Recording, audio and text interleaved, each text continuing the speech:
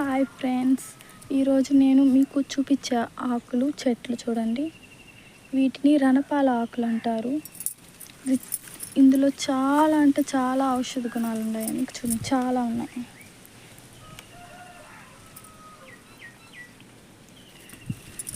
ఈ కిడ్నీలో స్టోన్స్ ఉంటాయి కదా, ఈ ఆకు తింటే రోజు ఉదయం సాయంత్రం తింటే కిడ్నీలో స్టోన్స్ అనేవి ఉండవు.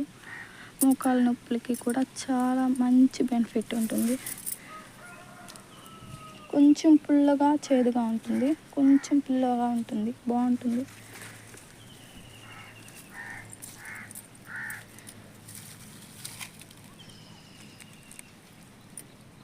చాలా ఆకులు ఉన్నాయి, చాలా చెట్లు ఉన్నాయి.